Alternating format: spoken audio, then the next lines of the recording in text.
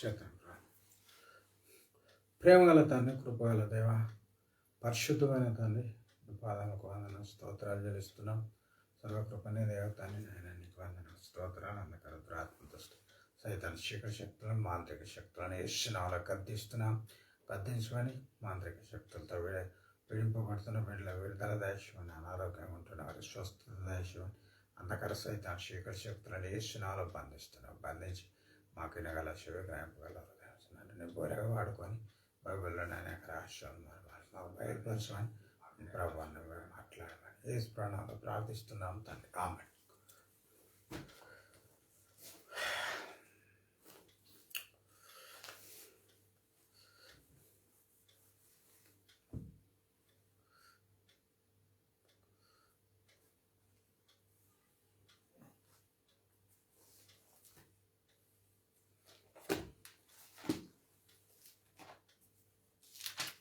రోమపత్రిక రోమీలకు రాసిన రోమపత్రిక 4వ అధ్యాయం 18వ వచనం.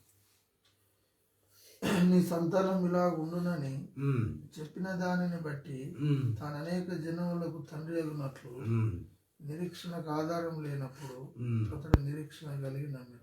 కనుక మరి మనం పోయిన వారం మరి ముందు కొంచెం 2 నిమిషాలు గంట ముందే ముగించాం. ఎందుకంటే ఇది ఈ వచనం చదువుకుంటే కొంచెం లేట్ అవుతుందని ఆ విధంగా ముగించడం మంచిది. అక్కడ రోమపత్రిక మరి 4వ అధ్యాయం 18వ వచనంలో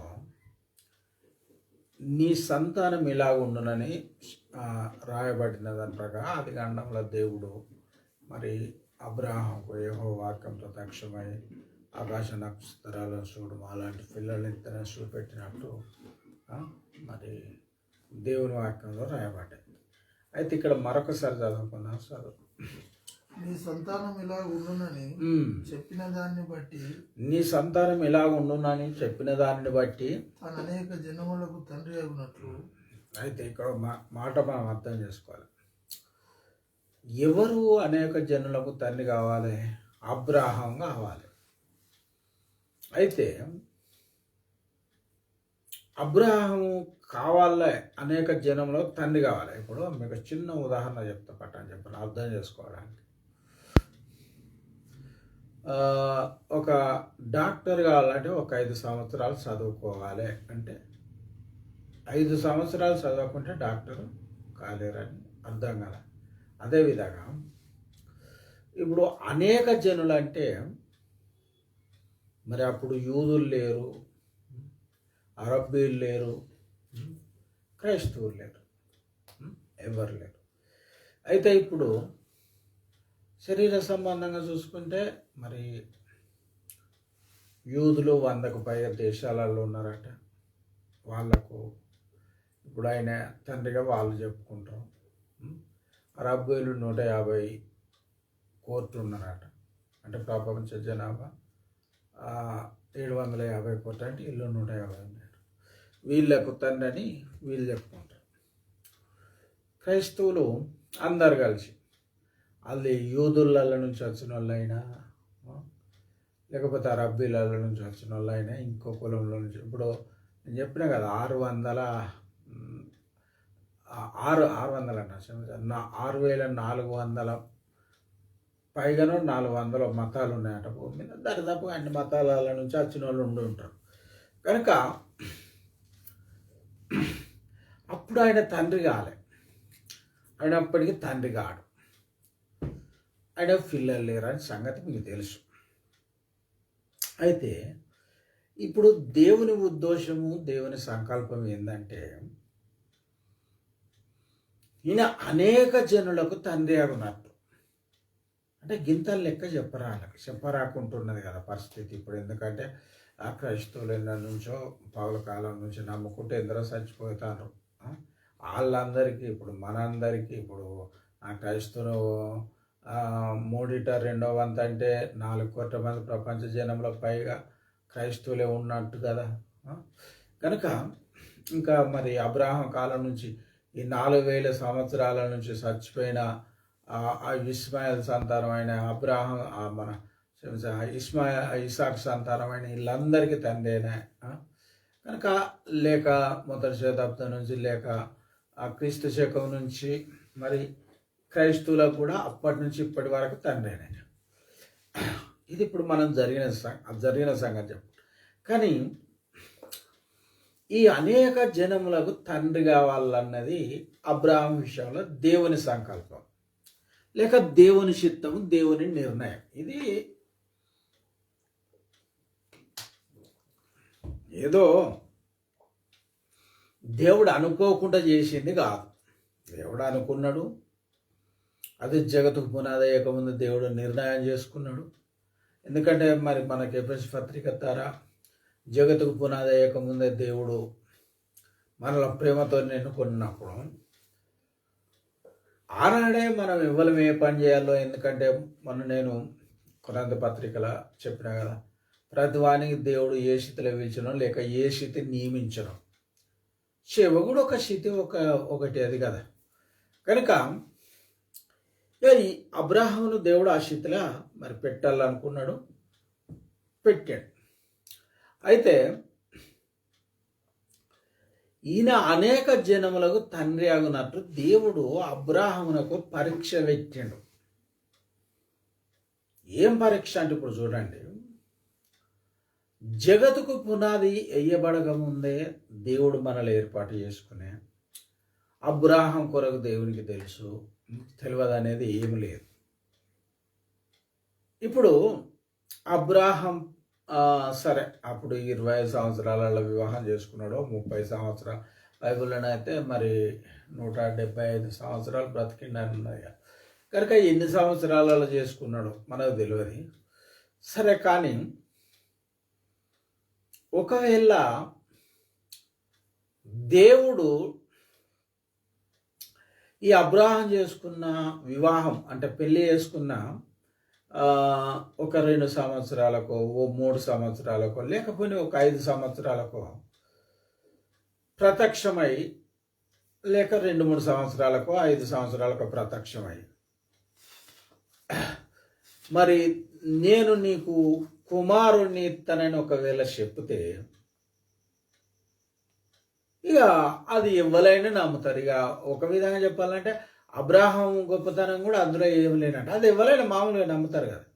ఎందుకంటే ఇక ఇప్పుడు చూడండి, మన పెళ్ళైనాక 2-3 ఏళ్ళకే పిల్లలు గారు అనుకుంటారా? ఎవరు అనుకోలేరు కదా, అనుకోరు కనుక మరి అప్పుడు దేవుడు చెప్తే ఆయన అప్పుడు కూడా నమ్ము. కానీ అది గొప్ప విశ్వాసంగా దేవుని ఎదుట ఎంచబడదు. ఎందుకని ఇప్పుడు నీకు చెప్పినా నువ్వైనా నమ్ముతావు, నాకు చెప్పినా నేనైనా నమ్ముతాను. పెళ్ళైనాక 2-3 ఏళ్ళకు దేవుడు ప్రత్యక్షమైన కుమారుణ్ణి ఎత్తా. ఇప్పుడు ఎందరో చెప్తాను, సేవకులు చెప్తాను, కొందరికి పిల్లలు అవుతాను, వచ్చే సంవత్సరం నువ్వు అట్లా ప్రవచనాలు చెప్పిన ప్రవక్తలు ఎందరో ఉన్నారు, అట్లా జరుగుతాయి. దాంట్లో పెద్ద ఇక మనం అది పెద్ద విశ్వాసం ఏం కాదు, దాన్ని ఏం పెద్ద విశ్వాసం అని పిలువరాదు. ఎందుకంటే ఈ పెళ్ళైనాక 2-3 రోజులకు ఏ ప్రవక్త చెప్పినా నమ్ముతారు, ఎవరు చెప్పినా నమ్ముతారు. అయితే ఈ అబ్రాహాంకు దేవుడు చెప్పిన స్థితి అలాంటిది కాదు. ఇక బాగా అర్థం చేసుకోండి. దేవుడు ఏమనుకున్నాడంటే ఇక విశ్వాసులందరికీ తండ్రి కదా, అనేక జనములకు తండ్రి అయి ఉన్నట్టు. ఏ విషయంలో? విశ్వాస విషయంలో, లేక ఈ జాతీయుల కొరకు ఇప్పుడు చెప్పిన కదా, ఇస్మాయిల్ అందరికీ సంతానం, ఇసాక్ సంతానానికి అందరికీ తండ్రి. కనుక ఈ అబ్రాహము అనేక జనములకు తండ్రి కావాలి. తండ్రి కావాలంటే ఈయనని ఏం చేయాలి? దేవుడు ఒక నిర్ణయం తీసుకున్నాడు, లేక దేవుడు ఒక ఉద్దేశం కలిగి ఉన్నాడు. అది జగత్తుకు పునాది అయ్యకముందే దేవుడు అనుకున్న ఉద్దేశం అని మనం చెప్పుకోవటం పెద్ద తప్పేం లేదనుకోండి. కనుక దేవుడు అనేక జనములకు ఈ మన అబ్రహాం తండ్రి అగునట్లు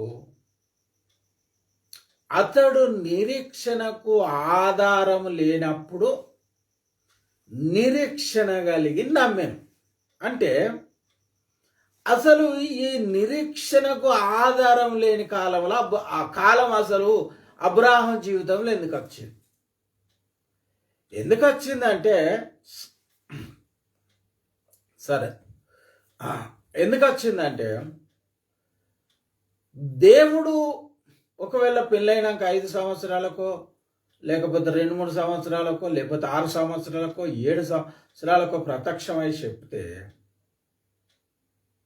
దాని బైబిల్లో నిరీక్షణకు ఆధారం లేని కాలం అని పిలువారు రాదు. ఎందుకంటే ఆ టైంలో ఎవరికైనా పిల్లలు అవుతారు కదా, అది నిరీక్షణకు ఆధారం. ఇప్పుడు పెళ్ళైనాక 2-3 ఏళ్ళకు 5-6 ఏళ్ళకు లేకపోతే 5-6 ఏళ్ళకు ఇక 5-6 ఏళ్ళు గడిచిన వాళ్ళ పిల్లలు సరే కొంచెం డౌట్ అయితే రావచ్చు, కానీ పూర్తిగా పిల్లలు గారని అయితే అనుకోలేరు కదా, అంటే 100% అనుకోలేరు కదా. కానీ ఇక్కడ జరిగింది ఏంటంటే 100% అతడు నిరీక్షణకు ఆధారం లేనప్పుడు నిరీక్షణ కలిగి నమ్మను. ఏ విషయంలో నమ్మను, ఏమి నమ్మను? చదువు బాబు. సంతానం ఇలా ఉండునని, అది సంతానం విషయంలో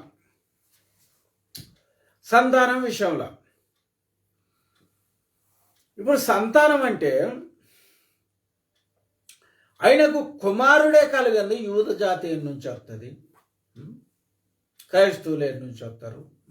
మరి ఆ జాతిలో నుంచి అది దేవుని నిర్ణయం కదా మరి యేసుప్రభు రావడం. కనుక ఇప్పుడు అనేక జనములకు తండ్రి అగునట్లు నీ సంతానం ఇలా ఉండునని చెప్పిన దానిని బట్టి తాను అనేక జనములకు తండ్రి అగునట్లు నిరీక్షణకు ఆధారం లేనప్పుడు అతడు నిరీక్షణ కలిగి నమ్మాడు. చాలు. ఈ నిరీక్షణ అంటే ఎదురు చూపు అని అర్థం అనుకోండి. సరే, నమ్మడం అనుకుందాం పట్టు మనకు అర్థం అవటానికి.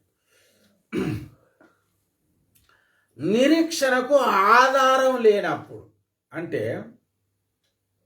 మనుషుల జీవితాలల్లో కొన్ని నిరీక్షణకు ఆధారం లేని కాలంలో ఉంటాయి. కొన్ని ఆధారం లేని టైములు, లేకపోతే ఆధారం ఉన్న టైములు కొన్ని ఉంటాయి. ఇక మీకు అర్థమయ్యేటట్టు చెప్తా. ఇప్పుడు చూడండి, ఇది 3వ నెల కదా, 3వ నెల. ఈ 3వ నెలలో ఇప్పుడు వచ్చే 4వ నెల బాగా తీవ్రమైన వేడి వస్తుందట, చాలా ఎండలు వస్తాయని పేపర్కి ఇచ్చాను అనుకోండి, లేకపోతే టీవీలలో వార్తలు ఇచ్చాను అనుకోండి. దాన్ని నమ్మడానికి ఎవరికైనా నిరీక్షణ ఉంటుంది, ఎవరికేం అభ్యంతరం ఉండదు కదా. ఉంటుందా చెప్పండి? వచ్చేది 4 నెలలనే. అవి ఎట్లా ఎండలు ఉంటాయని వాళ్ళు చెప్పకపోయినా, ఆ పేపర్కి ఇవ్వకపోయినా, టీవీలో చెప్పకపోయినా, అది మనకు అందరికీ చదువుకున్న వాళ్ళకి అందరికీ తెలుసు ఎండాకాలం ఇంకా ముందే ఉన్నది. కానీ ఈ ఎండాకాలం ముందే ఉన్నదని తెలుసు. కానీ మరి వచ్చే నెలలో బాగా తీవ్రమైన చలి వస్తుందట. అంటే ఇప్పుడు మన చలి లేని ప్రదేశం కూడా మాట్లాడుకుందాం, కాశ్మీర్ కొరకు కాదు, మన చలి లేని ప్రదేశం కొరకు మాట్లాడు. తీవ్రమైన చలి వస్తుందట అంటే ఎవరైనా నమ్ముతారా? నమ్మరు. ఎందుకంటే చలి రావాలంటే చలికాలమే కావాలి. అయితే ఇక్కడ చూడండి, అబ్రాహం వివాహం చేసుకుంటే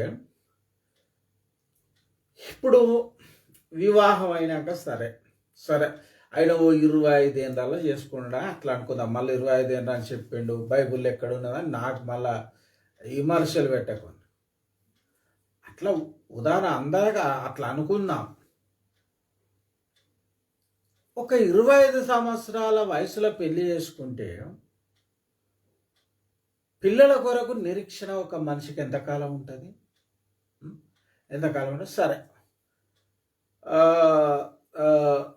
20-15 సంవత్సరాల దాకా అనుకుందాం.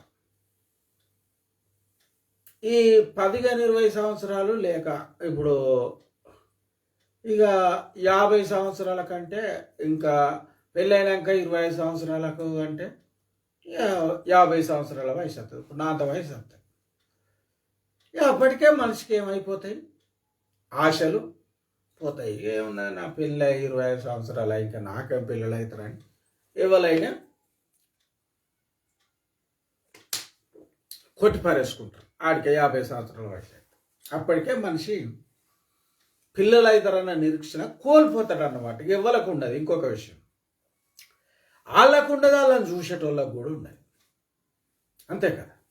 అప్పటికి పిల్లలు అవుతారన్న నిరీక్షణ పోతుంది. అయితే ఇప్పుడు విషయం ఇక్కడ ఏం జరిగిందంటే, మనకు లేఖనం లేక ఆదికాండం ఏం చెప్తుందంటే 75 సంవత్సరాలల్లా అబ్రాహామును దేవుడు పిలిచాడు. 75 సంవత్సరాలలో అబ్రాహాము దేవుడు పిలిచాడు. ఒకవేళ 25 సంవత్సరాలలోనే వివాహం లేక పెళ్లి చేసుకుంటే పెళ్ళి ఎన్ని సంవత్సరాలు గడుతుంది? 50 సంవత్సరాలు అవుతుంది. సరే పోనీయాడు, మీరు అనుకున్నాడు 30 సంవత్సరాలలో చేసుకున్నాడు అనుకుందాం. సరే 30 సంవత్సరాలు అయినా ఎంత, 45 సంవత్సరాలు పెళ్ళి అవుతుంది. వివాహం అయి 45, ఎందుకంటే 75 సంవత్సరాల వయసులో పిలిచాడు. ఈ పెళ్ళి అయినాక 50 సంవత్సరాలు గడిచినాక ఎవరన్నా ఇప్పుడు కాలంలో వైద్య శాస్త్రం ఎంతో విస్తరించింది. సంతానాల కొరకే కేవలం పెడతారు కదా హాస్పిటల్. గనక ఇప్పుడు ఒక 75 సంవత్సరాల వ్యక్తి తన భార్యను తీసుకొని ఇప్పుడైనా ఈ కాలంలో అయినా ఒక హాస్పిటల్ వెళ్ళగలరా? మాకు పిల్లలు కావాలి, పోలేడు కదా. అసలు అవార్దాకా బతుకుడే ఈ కాలపుల్లకు కష్టం. ఇంకా పిల్లలు కావాలని పోటు సంగతి పక్కకు పెట్టి మనకు వచ్చే రోగాలకు బాధలకు మనం వెనకటి కాలంలో లెక్క వాళ్ళకున్నంత బలము అది ఇది లేదు కదా. మన తాతల తండ్రుల కాడికి పోతేనే, కాలం కొంచెం వెనక పోతేనే వాళ్ళకున్న శక్తి, బలం, వాళ్ళు బతికిన విధానం చూస్తే ఇప్పుడు మనకు గడియకు రోగం. కనుక అప్పటికి ఏమవుతారంటే, ఒక పెళ్ళై ఒక 50 సంవత్సరాలు ఒక మనిషి జీవితంలో గడిచిపోయిందంటే మనిషి పిల్లలు అవుతారన్న నిరీక్షణ కోల్పోతాడు. ఇక ఉండదు. ఇక అంతే కదా. ఇక మీకు అర్థమైంది కదా. ఇక ఉండదు, నిరీక్షణకు ఆధారం ఉండదు.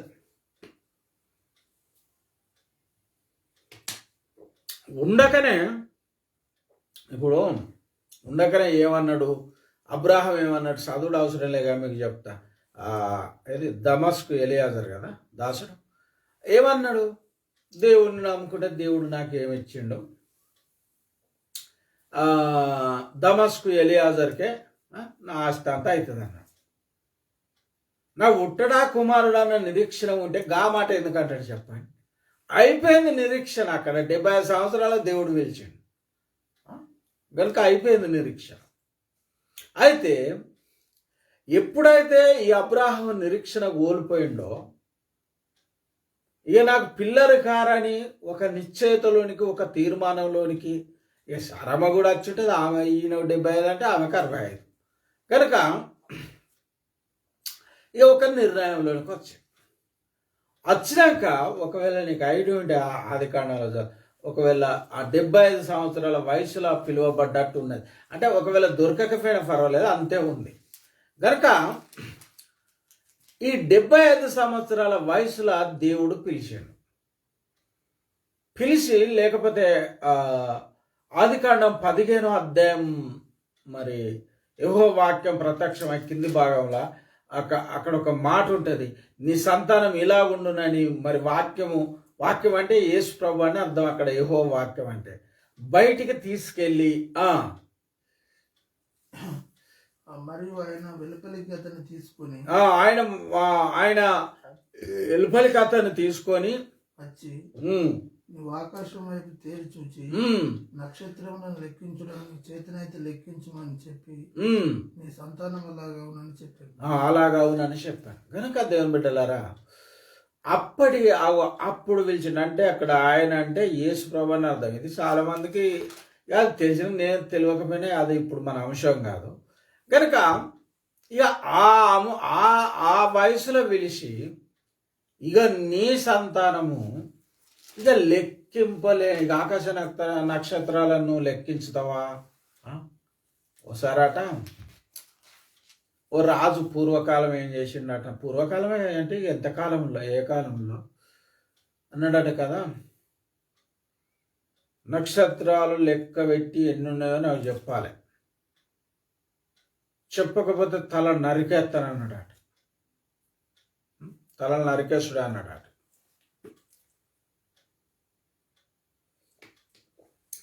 అప్పుడు మరి రాజుల ఆజ్ఞలు అంటే అట్లుంటాయి అన్నంత పని చేసుడే దిక్కు లేదు ప్రతిపక్షం లేదు కనుక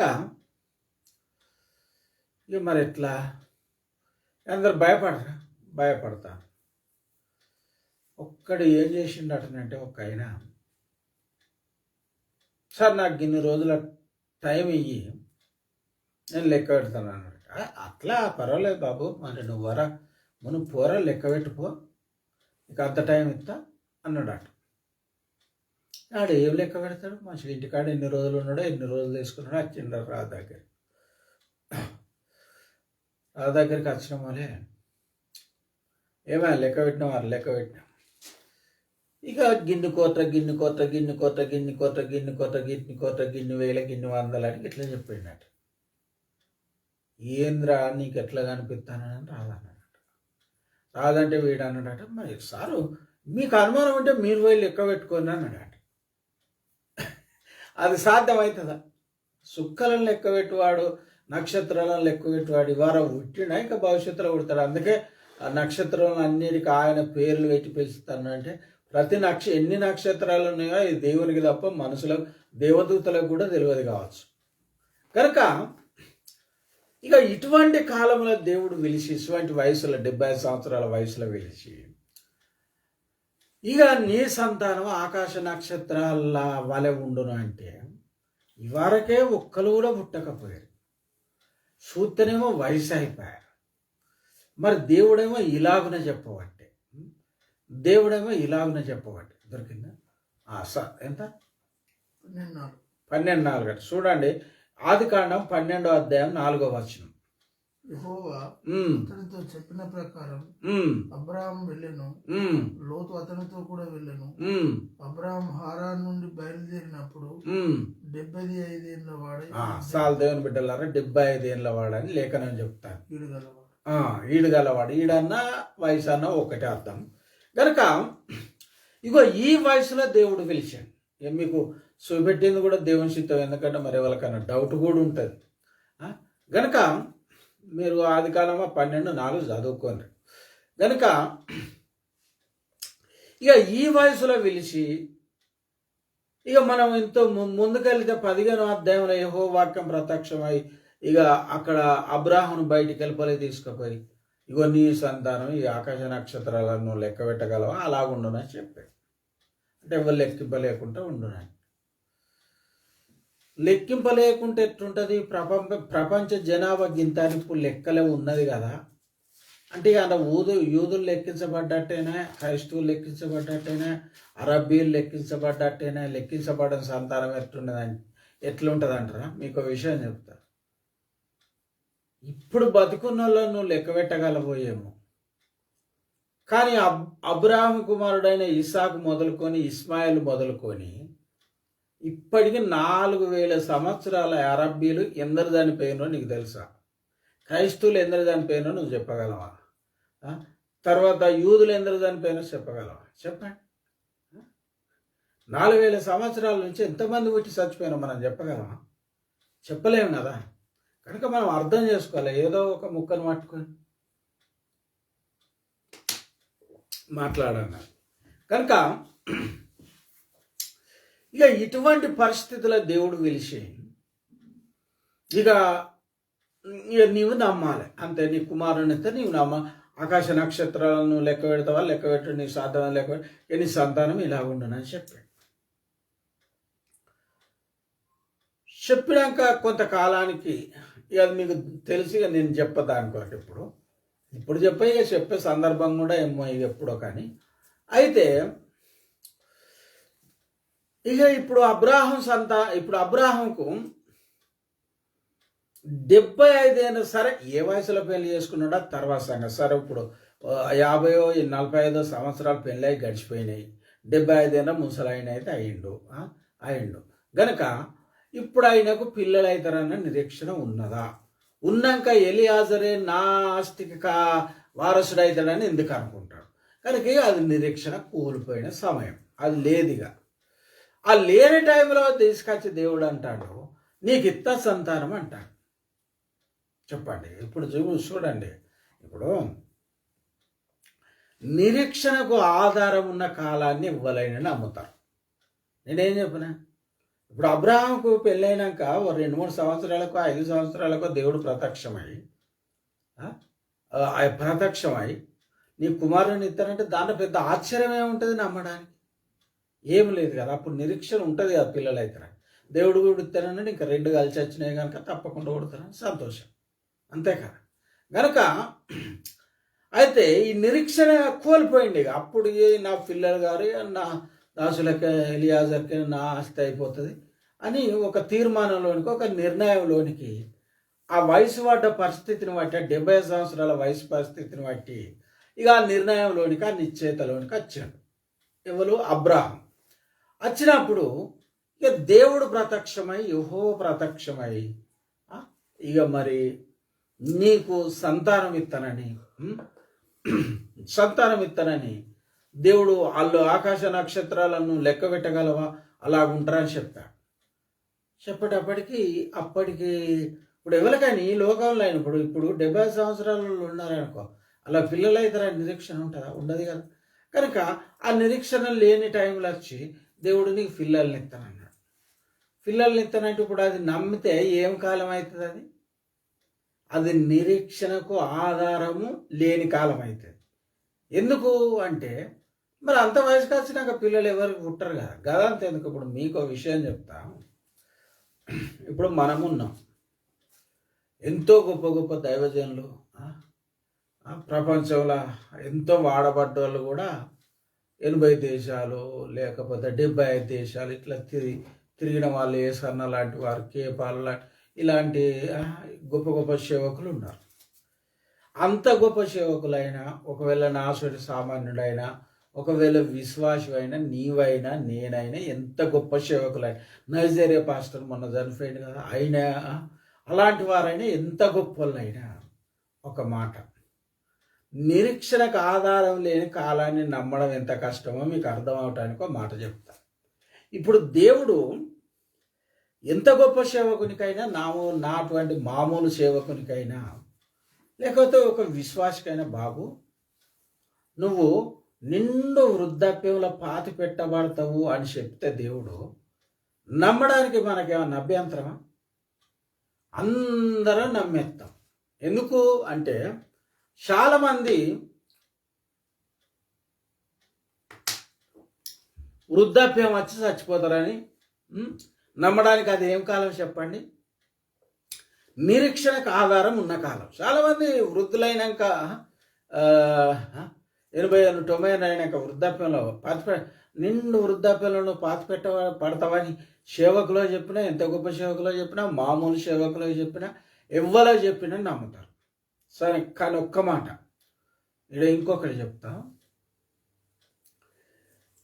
మనకు దేవుడు దర్శనం ఇచ్చి యేసయ్య స్వయంగా కనబడి నువ్వు ఇంకో నెల రోజులకు, లేకపోతే ఇది 3వ నెల కదా, 4వ నెల లేక 5వ నెల నువ్వు బాలుడవై చర్చిలో అంబాడుతావు అంటే నమ్ముతామా? ఎందుకు నమ్మని ఇప్పుడు చెప్పండి. నమ్మగలరు? ఏ సేవకుని నమ్మగలడు? మీరు చెప్పు. నమ్ముతా. ఎందుకు అంటే నిండు వృద్ధాప్యం మందు పాతి పెట్టబడతావు అనేదేమో నిరీక్షణకు ఆధారం ఉన్న కాలం కనుక అది ఇవ్వలేని నమ్ముతారు. కానీ మనం బాలుడమై అంబాడతాం అన్నది నిరీక్షణ కాదు. అంటే పుట్టినోడు ఎవడు కూడా బాలుడు కాలేడు కదా. కాలేడు కనుక దాన్ని ఎవ్వరు కూడా నమ్మరు. స్వయంగా దేవుడు వచ్చి చెప్పిన అనుమానమే వస్తుంది. అటువంటి పరిస్థితి అబ్రాహామును దేవుడు అటువంటి పరిస్థితిలో పెట్టాడు, పిలిచాడు, అటువంటి స్థితిలో పిలిచాడు. ఆయన నమ్ముదామంటేనేమో వయసు లేదా, మరి నమ్మాలే కదా, నమ్మకపోతే ఇది లేదా అని ఇక మొత్తం మీద ఇంకొక విషయం, ఇప్పుడు ఆ పరీక్షలో నెగ్గితేనే అబ్రాహాం అందరికీ తండ్రి అవుతాడు. ఎందుకంటే అదే దేవుని నిర్ణయం అని చెప్తాను కదా వాక్యం.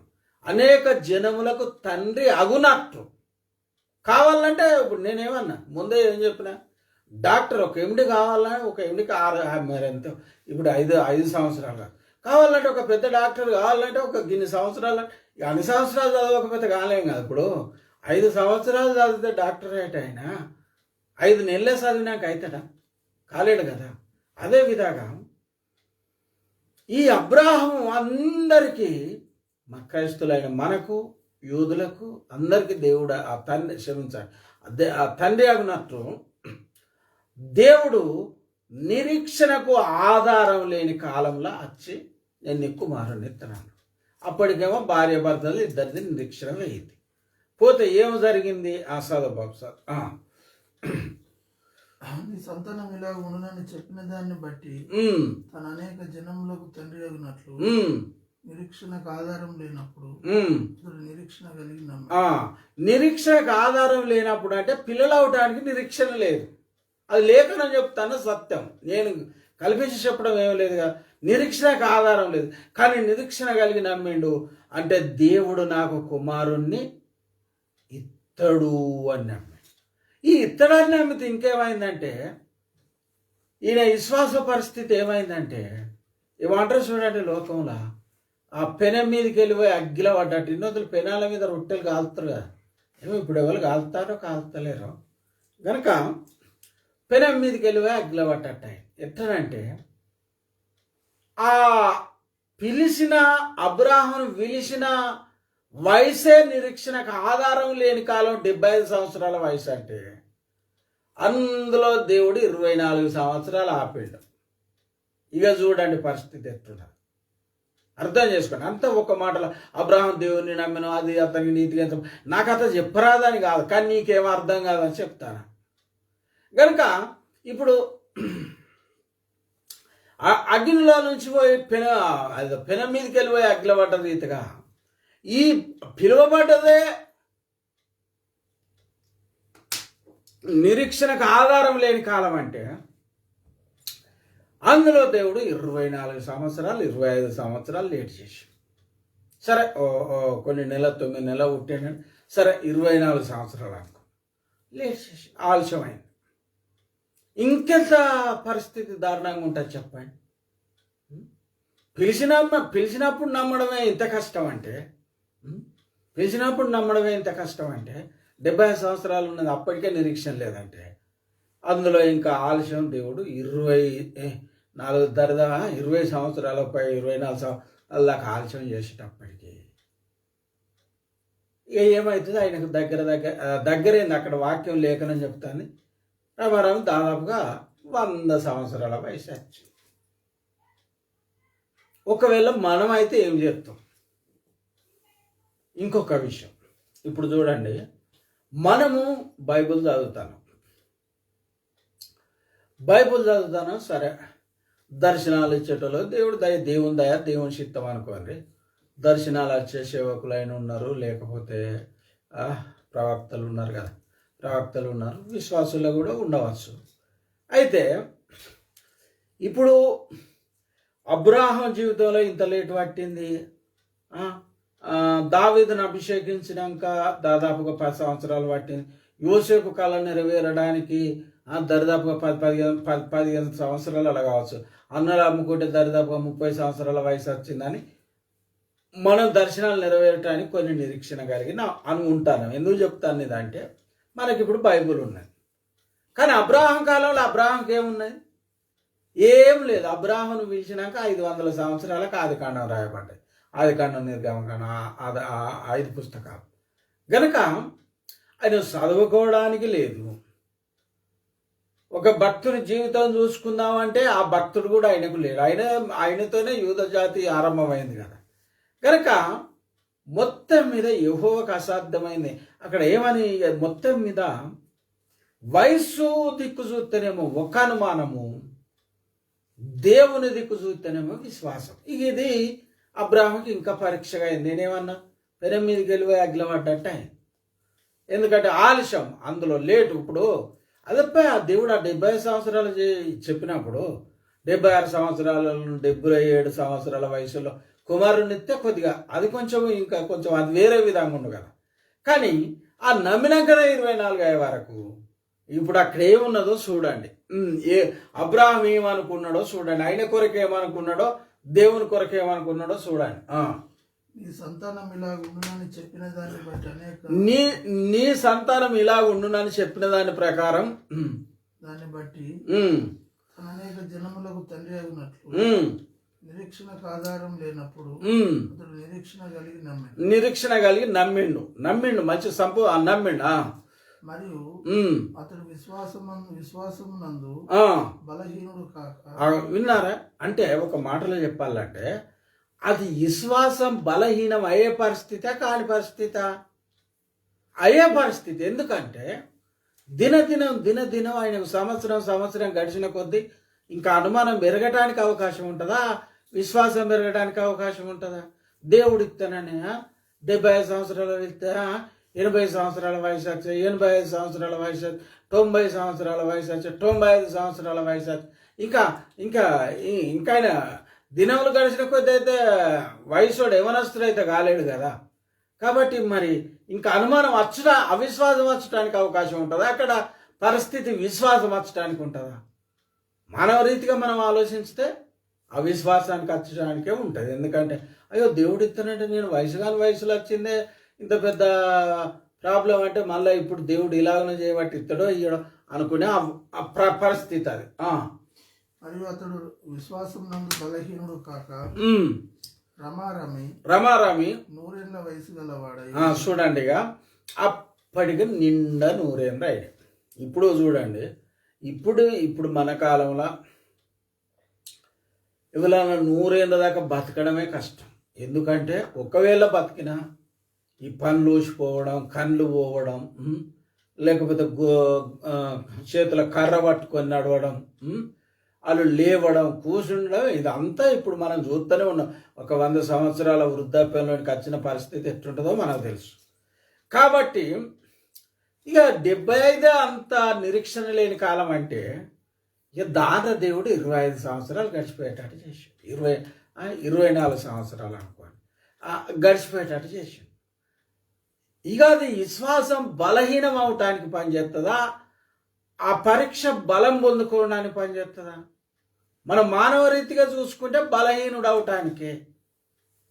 ఇక దేవుని మీద నమ్మిక ఉంచడానికి తప్ప శరీర రీతిగా అక్కడ అందుకే అదే చెప్పిండి. నేను చెప్పడం కాదు, చూడండి. అతడు రమారమి 100 వయసు గలవాడై ఉండి ఇప్పటికీ తన శరీరం మృతతుల్యమైనట్టును అతని శరీరం మృతతుల్యమైనట్టు సారా గర్భమును మృతతుల్యమైనట్టును ఆలోచించను గాని అయిపోయింది కదా, మా పని అయిపోయింది కదా. మరి నిజంగా వాస్తవానికి చెప్పుకుంటే ఇక నమ్మడానికి అయితే మాకైతే పిల్లలు పెట్టే పరిస్థితి అయితే లోకరీతిగానైతే వాస్తవానికి కాదు. ఎందుకంటే ఈయన 100 సంవత్సరాలు, ఆమెకు 90 సంవత్సరాలు కనుక ఇప్పుడు వాస్తవం చూసుకుంటే అది పుట్టడానికి అయితే అవకాశం లేని పరిస్థితే, అంతే కదా, అవకాశం లేని పరిస్థితే కదా. కనుక అట్లా ఒక్కసారి శరీరం వైపు చూసుకొని తన భార్య వైపు తన వైపు చూసుకునే వరకు మరి మాకు పిల్లలు పుట్టే పరిస్థితి లేదని అనుకున్నాడు. అవిశ్వాసం వలన కానీ అవిశ్వాసం వలన దేవుని వాగ్దానమును గురించి సందేహింపక. ఇక చూడండి, అంటే శరీరం వైపు చూస్తే గ్యారంటీ లేదు, గ్యారంటీ అనిపించలేదు. కానీ దేవుని వైపు చూసి ఆయన విశ్వాసాన్ని గురించి ఆయనకు అవిశ్వాసాన్ని గురించి అవిశ్వాసం వలన దేవుని వాగ్దానమును దేవుని వాగ్దానం గురించి సందేహింపక. దేవుని వాగ్దానాన్ని మాత్రం అనుమానించలేదట. చూడండి, మనం నమ్మగలం ఆ పరిస్థితి. దేవుణ్ణి మహిమపరిచి దేవుని అట మహిమపరిచిండట. దేవా నాకు ఇచ్చినందుకే స్తోత్రం అన్నాడు. మరి ఎందుకు అన్నాడు? ఏమన్నాడు? దేవుని మహిమపరిచి దేవుణ్ణి మహిమపరిచి వాగ్దానం చేసిన దానిని నెరవేర్చుటకు సమర్థుడని. చూసారా, విన్నారా? ఇప్పుడు మనకు యెహోవా సర్వశక్తి గల దేవుడనని ఆదికాండం 17వ అధ్యాయంలో సెలవిచ్చినట్టు ఉన్నది. నేను సర్వశక్తి గల దేవుడని. అంటే శారమ్మతోని అబ్రాహంతో మాట్లాడినప్పుడు కూడా నేను సర్వశక్తి గల దేవుడను, శారమ్మ నవ్వనేలా నాకు అసాధ్యమైంది ఏదన్నా అప్పుడు దేవుడు చెప్పాడు. కనుక మొత్తం మీద అవిశ్వాసము కలిగే నిరీక్షణకు ఆధారం లేని కాలంలో అతడు నిరీక్షణ కలిగి 100 ఏళ్ళ వయసు వచ్చిన విశ్వాసం అందు బలహీనుడు కాలేదంటే విశ్వాసం ఏం తగ్గలేదని అర్థం. ఆ 75 సంవత్సరాల నాడు ఏ విశ్వాసంతో నచ్చిండో, ఏ విశ్వాసం ఉండెనో, కుమారుడు కలుగుతాడని ఏ విశ్వాసం ఉండెనో, ఏ నమ్మిక ఉండెనో, 100 ఏళ్ళ వయసు నాడు కూడా అంతే నమ్మాడు. కానీ ఒకవైపు శరీరం భార్య భర్తల దిక్కు చూసుకుంటే మరి వృత్తతుల్యమైనట్టు ఉన్నది. కానీ మరి నేను దేవుని మాత్రం అనుమానించాను. ఎందుకంటే ఈయనకు వయసు పడితే దేవునికి వయసు పడదు కదా, అంతే కదా. మనం ముసలోళ్ళం అయితే దేవుడు ముసలోడు కాదు కదా. గనుక దేవుణ్ణి మహిమపరిచి ఆయన వాగ్దానం చేసిన దాన్ని నెరవేర్చుటకు సమర్థుడని. విన్నారా? ఏ పుస్తకంలో చదివిండండి వాగ్దానం చేసిన దాన్ని నెరవేర్చడం సమర్థుడని? మనం ఇప్పుడు ఈ పుస్తకాలు చదివి కూడా నమ్ముతలేము దేవుణ్ణి. ఇప్పుడు ఇంత కొందరు ప్రార్థన చేసుకుంటానికి, కొందరైతే ఇంకా దయ్యం పట్టిందన్న నమ్మరట. ఏదో ఇక పోనీ. కానీ ఈ ఆఖరి దినాల పరిస్థితి చూస్తే ఎట్లున్నదంటే లేఖనం ఏం చెప్తానంటే, అది తిమోతి పత్రిక అనుకుంటా, పైకి భక్తి గల వారిగా ఉండి దాని శక్తిని ఆశ్రయించని కాలంలో మనం ఉన్నాం. కనుక కొంతమంది దేవుడు బాగు చేస్తాడని నమ్మరు, ఇక కొంతమంది ఇది చేయగలడన్న నమ్మరు. ఇక సరే, అందరితో మనకు అవసరం లేదు, ఆలోచన చెప్పుకున్న సమయం వేస్ట్. కానీ ఒకటి మనం అర్థం చేసుకోవాలి. కనుక దేవుడు వాగ్దానం చేసిన దాన్ని చేయగలడని మరి రూఢిగా విశ్వాసం అంది ఎంత మాత్రం బలహీనుడు కాకుండా అబ్రాహం సంపూర్ణంగా నమ్మిన వ్యక్తి. అందుకే ఈనాడు నీకు నాకు 1,000,000 మంది క్రైస్తవులకు తండ్రి. ఎందుకంటే మీకు తెలుసు అనుకుంటా, నేను చదువుడు అవసరం లేదు కానీ చదువు పాప ఆయన వాగ్దానం చేసిన దానిని నెరవేర్చుటకు సమర్థుడని రూఢిగా విశ్వసించి విశ్వాసం వలన బలం. దేవుని బిడ్డలా విన్నారు కదా, విశ్వాసం వలన బలం నొందను అంటే ఇంకో మాట చెప్తాను. అంటే బలం కూడా లేకుంటే అయిందన్నట్టే కదా అర్థం. లేకుంటాయి. విశ్వాసం వలన బలం నొందనంటే ఎంత బలం అంటే చెప్పాలా? ఆ 100 సంవత్సరాల వయసులో ఎంత బలం పొందిందంటే ఆ బలము ద్వారా మరో ఇంకొక 75 సంవత్సరాలు బతికినట్టు దేవుని వాక్యంలో ఉన్నది. అంటే 175 సంవత్సరాలు బ్రతికి అబ్రాహాం మృతి నొందిండని అంత బలం నొందిండి అన్నమాట. అంత బలం నొంది. చూడండి, అందుకే దేవుడు ఎంత సమర్థుడో మనకు లేఖనాలు అర్థం కావాలి. కనుక విశ్వాసం ఎప్పుడైతే ఉంచిండో మృతతుల్యమైన శరీరం బలం నొంది. బలం వచ్చింది, దేవుడు బలం ఇచ్చిండు. ఇప్పుడు మీకు చింత, మీరు ఎవరైనా చదువుకోండి. అపొస్తల కార్యముల 3వ అధ్యాయంలో ఏమున్నాయి? కుంటోడు అక్కడ భిక్ష పడుకునే పైసలు పట్టుకునే కుంటోడు ఆడు 40 సంవత్సరాల వయసు నుండి నడవలేదు అని నడుచుడే తెలియదు. కానీ పేతురే కదా ఇట్లా చేయబట్టాగానే వాడు శక్తి పొంది గంతులేసి ఎగిరి, ఇప్పుడు మనం కూడా వేయలేము గంతులు, ఆ రీతిగా దునికిన్నాడు. అలాగనే అబ్రాహాముకు ఎంత శక్తి దేవుడిస్తే మరలా ఇసాకును కన్న తర్వాత 100 అంటారు 100 సంవత్సరాల వయసు వచ్చినాక ఇసాకును కన్న తర్వాత మరి 75 సంవత్సరాలు బతకగలిగింది చెప్పండి. మీరే ఆలోచించుకోండి. ఏదో ఇసాకును ఏదో వాగ్దానం ప్రకారంగా కన్నాక 5 సంవత్సరాలు బతికిండో ఇంకా కొంచెం 10 సంవత్సరాలు బ్రతికిండో అంటే దానికో అర్థం ఉంటుంది. కానీ ఎన్ని సంవత్సరాలు అంటే అప్పటి కాలపులు బాగా కాలం బతికేది కదా అంటారా? సరే బతికేది అనుకోండి. ఇప్పుడు యోబు కూడా 140 సంవత్సరాలు బ్రతికిండని బైబిల్లో ఉన్నది. గనుక ఏ కాలం బ్రతికినా ఎంతకాలం బతికినా దేవుని బలం నొందినాకనే బతికినట్టు కదా. అక్కడ బలం నొందని విశ్వాసం వలన చదువు విశ్వాసం వలన బలం నొందను అందుచేత అది అతనికి నీతిగా ఎంచబడింది. దేవుడు అది నీతిగా ఎంచాడు. కనుక దేవుని బిడ్డలారా,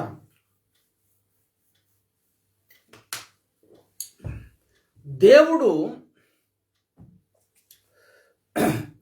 అది అతనికి నీతిగా ఎంచబడాను. అయితే మీకు ఇంకో విషయం చెప్తే, ఇక్కడ దేవుడు ఆ జగతుకు పునాది వేయకముందే ఈ అబ్రాహాముకు 100 సంవత్సరాల వయసులే కొడుకుని ఇవ్వాలనుకున్నాడు. ఎందుకంటే ఇదే ఆదికాండం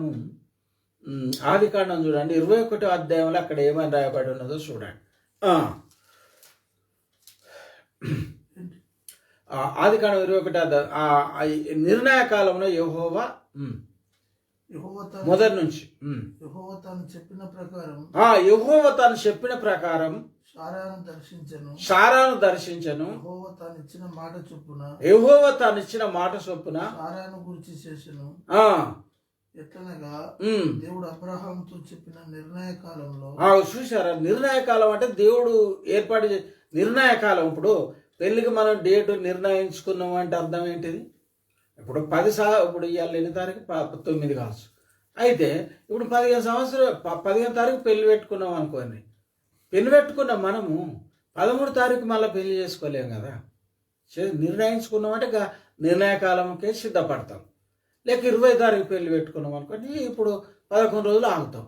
దేవుడు నిర్ణయ కాలమున దేవుడు అబ్రాహాము జీవితంలో నిర్ణయ కాలమున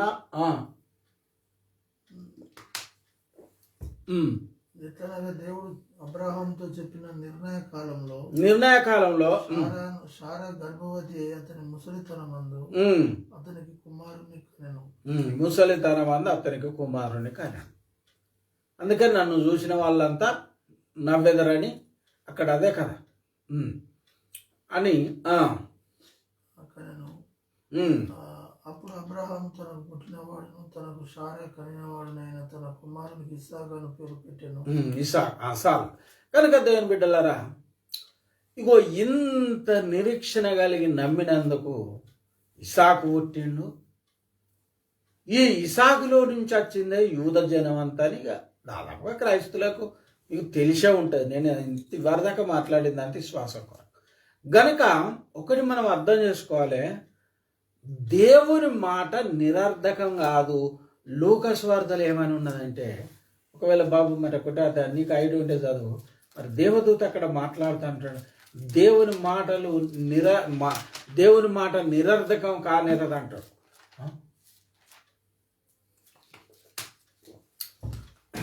గనక దేవుడు మాట అయితే దాన్ని నెరవేర్చేవాడు. కానీ మనకు విశ్వాసంలో అది నెరవేరదా అనుకో అని అనుమానం వచ్చేంత పరిస్థితులు, ఆటంకాలు, శోధనలు మాత్రం తప్పనిసరిగా మనకు వస్తాయి. కానీ మనం ఒకటి అర్థం చేసుకోవాలి, దేవుడు సత్యవంతుడు. ఇప్పుడు నేను మొన్ననే చెప్పిన కదా, దేవుడు ఆయన పెదవుల గుంట ఇచ్చిన మాట మార్చడని కీర్తనల గ్రంథంలో చదువుకున్నాం. యెషయా గ్రంథంలో ఆయన నా నీతిగల నా నోటి మాట ఎత్తాం కాదన్నాడు. కనుక దేవుని బిడ్డలారా, మనము ఎందుకు ఇదంతా చెప్పిందంటే, చిన్నాటికే భయపడే మనం, చిన్న విషయాలకు భయపడే మనం, జ్వరమత్తనే చచ్చిపోతున్నామేమో అనుకునే మనం మరి ఇటువంటి పరిస్థితులలో దేవుని నమ్మగలమా? ఇంకొక మనలో ఇప్పుడు బాబు నీకు ఐడియా ఉంటే చదువు, 1 కొరింథీ పత్రిక అనుకో, 2 కొరింథీ పత్రిక అనుకో, అక్కడ ఏమని ఉన్నదంటే పౌలు అంటాడు, కొరింథీ సంఘస్థులారా, మీరు విశ్వాసం గలవారై ఉన్నారో లేరో మిమ్మల్ని మీరే శోధించుకోండి. అంటే శోధించుకోండి అంటే మీ సొంత మిమ్మల్ని మీరే పరీక్షించుకోండి అని అర్థం. కనుక దేవుని బిడ్డలారా, మరి మనం ఈనాడు ఇంతవరకు దేవుని నమ్ముతాను. సరే బాబు దొరుకుతుంది అది ఎంత? 13:5 అట. 13 ఉండదు కదండి, 2 కొరింథీ కదా. ఎంత అధ్యాయం ఎంత? 2 కొరింథీలో 13 అధ్యాయం ఎక్కడ ఉన్నదా? సరే ఉండవచ్చు, మరి నాకే గుర్తులేగా సార్, క్షమించండి. మంచిదా? 13:5 విశ్వాసము గలవారై ఉన్నారో లేదో మిమ్మల్ని మీరే శోధించుకొని చూచుకున్నారు. సరే, మీరు విశ్వాసము గలవారై ఉన్నారో లేరో మిమ్ముల మీరే శోధించి చూసుకొనుడి. అంటే ఆ మాట అన్నాడంటే ఈ పౌలుకు కొరింథీ సంఘస్థుల విశ్వాసం మీద అనుమానం వస్తేనే కదా, లేకపోతే అంత క్రియలు కనబడకపోతేనే కదా, అలాంటి ప్రవర్తన లేకపోతేనే కదా. ఇప్పుడు చూడండి, ఒక ఆయన నమ్ముకున్నాడు, మన ఇంట్లోనే ఉన్నాడు, ఇప్పుడు ప్రార్థన చేసుకుంటలేడు, ఆదివారం గుడికి వెళ్తలేడు. ఇప్పుడు అతన్ని చూస్తే మనకేమనుమానం వస్తుంది? ఇంక దేవుని పట్ల విశ్వాసం పోవచ్చు, నమ్మిక లేనట్టున్నది, లేకపోతే ఈయన ఆసక్తి అయినట్టున్నది అని అనుకుంటావా? అనుకో. ఒకప్పుడు మంచిగా చర్చికి వచ్చి ప్రతివారం చర్చికి వచ్చి అనుదినం ప్రార్థన చేసేటోడు 4-5 ఏళ్ళు అయినాక మానుకున్నాక మన ఇంట్లోనే ఉంటే మనకేమనుమానం వస్తుంది? ఇంక మునుపు ఉన్నంత విశ్వాసం లేదు. ఇప్పుడు మునుపటి లెక్క పూర్వం లెక్క ప్రార్థన చేసుకుంటలేడు, మునుపటి లెక్క చర్చికి వస్తలేడు అనుకుంటాం కదా. అట్లనే పౌలు కాళ్ళ మీద అనుమానం వచ్చి ఉండవచ్చు అంటాడు. ఏమంటాడంటే విశ్వాసం గలవారై ఉన్నారో లేరో మిమ్మల్ని మీరు శోధించి లేక పరీక్షించి చూసుకోవాలి. కనుక దేవుని బిడ్డలారా, అబ్రాహాం కొరకు చెప్పుకునే మనం, ఇసాకు కొరకు చెప్పుకునే మనం దేవుని పట్ల ఎంతవరకు నమ్మకొస్తాను? మన రోగాల విషయంలో కానీ, మన ఆర్థిక ఇబ్బందుల విషయంలో కానీ, మనకు వచ్చే సమస్యల విషయంలో కానీ, మనతో పోరాడే మంత్రశక్తుల విషయంలో కానీ. ఇప్పుడు అందరికీ మంత్రశక్తుల పోరాటం లేకపోయినా నా మట్టుకు నేను అనుకుంటా, కొంతమంది సేవకులకు కొంతమంది విశ్వాసులకైతే ఈ పోరాటం ఉన్నది అనుకుంటాను. ఎందుకంటే నేను ఆ పోరాటంలోనే కొన్ని ఏళ్ళ నుంచి బతుకుతాను. నన్ను సంపజూస్తేనే దేవుడు బ్రతికించుకుంటాను.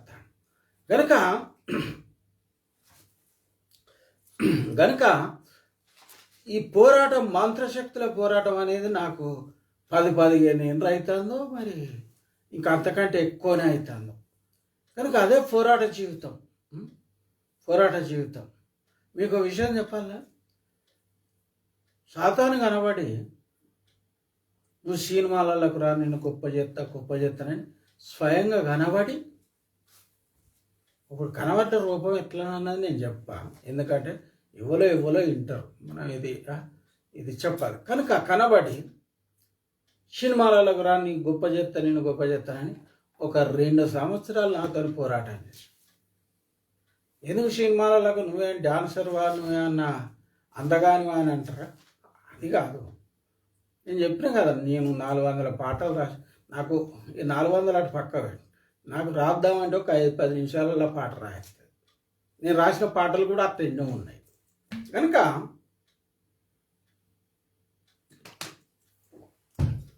ఎంతటి విశ్వాసానికి అంతటి పరీక్ష ఉంటుంది. ఎంతటి విశ్వాసానికి అంతటి పరీక్ష ఉంటుంది. కనుక ఇప్పుడు మరి మనం దేవుని ఏమి నమ్ముతాను, ఎంతవరకు నమ్ముతాను, ఎంతవరకు ఆయన మీద ఆధారపడతాను? ఇప్పుడు అదే దేవుడు, ఇప్పుడు లూకాసు వార్తలు యేసాయా చెప్పి ఉంటాడు ఏమని అంటే, అది మనుష్య కుమారుడు భూమి మీద విశ్వాసం కనుగొనటానికి అత్తండను ఏమో ఉంటుంది.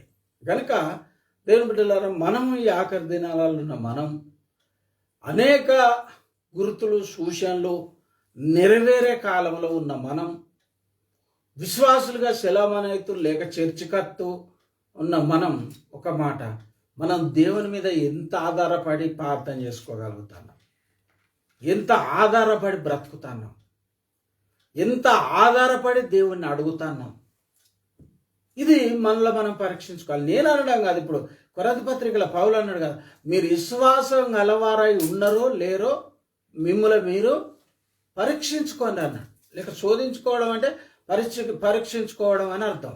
కనుక దేవుని బిడ్డలారా, మన విశ్వాసం ఒకవేళ బలహీనమైతే దేవా నన్ను విశ్వాసమందు బలపరచమని ప్రార్థన చేసుకుందాం. కనుక ఇలా ఈ రోజులల్లా, ఈ ఆఖరి దినాలల్లా, ఈ అంత దినాలల్లా, ఇప్పుడు మన చదువుడు అవసరం లేదు. 1 తిమోతి 3వ అధ్యాయమో లేక మరి 2 తిమోతి 3వ, కొంచెం నాకు గుర్తుండదు. కనుక అక్కడ ఏమని ఉన్నది, అంత దినంలో అపాయకరమైన కాలంలో వచ్చినని ఉన్నది.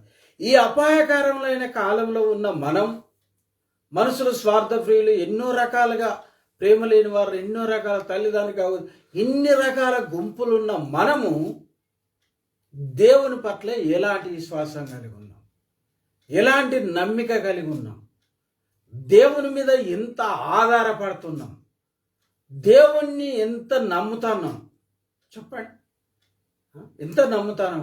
కనుక మనం అబ్రహాం విశ్వాసం గురించి చాలాసార్లు చెప్పుకుంటాము, ఇనుంటాం, కానీ ఏది అయిన ముందు మన విశ్వాసం ఏది, లేక మన విశ్వాసం ఎంత? సూర్యకాంతికి దీపకాంతికి ఉన్నంత తేడుండవచ్చు అబ్రహాం విశ్వాసానికి ఉన్న మన విశ్వాసం. ఎందుకంటే మనకు ప్రతి ఆదివారం చర్చిల పాస్టర్ ద్వారా వాక్యం విన్నా ఆ విశ్వాసం తప్పడం లేదు. రోజు బైబిల్ చదువుకున్నా ఏదో విషయాలలో మనకు అవిశ్వాసం మీద అవిశ్వాసం వచ్చి దాడులు జరగకపోవడం లేదు. ఎన్నోసార్లు అవిశ్వాసం, అపనమ్మకాలు అత్తనే ఉన్నాయి.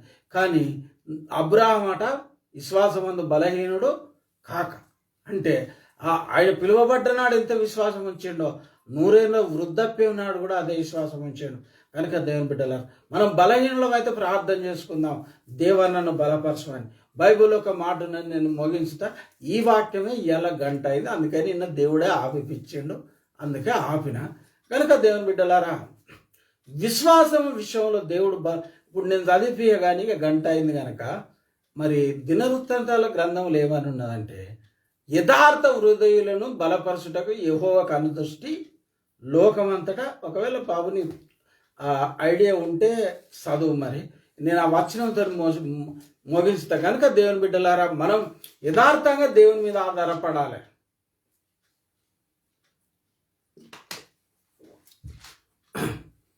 గనుక యథార్థ హృదయం గల వారిని బలపరచుటకు యెహోవా కనుదృష్టి లోకమంతటా సంచారం చేస్తుందని దేవుని వాక్యం చెప్తారు.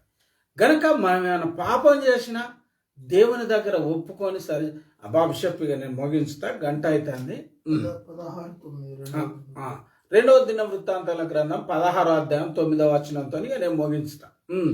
తన ఎడల యథార్థ హృదయం గల వారిని బలపరచుటకై యెహోవా కనుదృష్టి లోకమంతటా సంచారం చేయును. గనుక దేవుని బిడ్డలారా, యథార్థవంతులైన మరి విశ్వాసులను బలపరచడానికి యెహోవా కనుదృష్టి లోకమంతా సంచారం చేస్తానని మనం అర్థం చేసుకుంటూ, నమ్ముతూ, మనం విశ్వాసంలో బలహీనులమైతే తండ్రి నన్ను బలపరచమని మరి మొరపెట్టుకుందాం. ఇక అంతకంటే మనం ఏం చేయగలం చెప్పండి, మనతో ఏమైతే చెప్పండి.